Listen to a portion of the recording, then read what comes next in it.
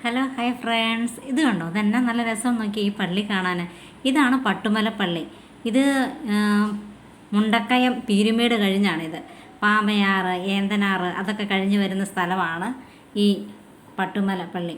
ഭയങ്കരമായി ഈ കരിങ്കല്ല് കൊണ്ട് തന്നെ.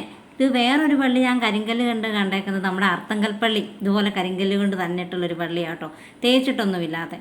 ഇപ്പോൾ ഭയങ്കര മനോഹരമല്ലേ? രണ്ട് സ്ഥലത്തും തേയിലത്തോട്ടങ്ങളും ഒക്കെ ആയിട്ടോ അതിമനോഹരമായിട്ടൊരു പള്ളിയാണ്. ഇവിടുത്തെ മാതാവ് നമ്മുടെ വേളാങ്കണ്ണി മാതാവിൻ്റെ പ്രതിഷ്ഠയാണേ. പിന്നെ പട്ട ഇവിടുത്തെ നേർച്ച. അത് നമ്മുടെ തൊട്ടപ്പുറത്തെ സ്ഥലത്താണ് ഈ കൊന്തയൊക്കെ വയ്ക്കുന്ന ഒരു കൊച്ചു ബുക്ക് സ്റ്റാളുണ്ട്. അവിടെ തന്നെ കിട്ടും നമുക്ക് പട്ട്. ആ പട്ടെടുത്ത് മാതാവിൻ്റെ മുന്നിൽ കൊണ്ട് വെച്ചാണ് നമ്മൾ പ്രാർത്ഥിക്കുന്നത്. ഇരുവശത്തും എന്ത് തേയിലത്തോട്ടങ്ങളാണെന്നറിയോ, എന്നാ നല്ല ഭംഗിയാണെന്നറിയോ കാണാൻ.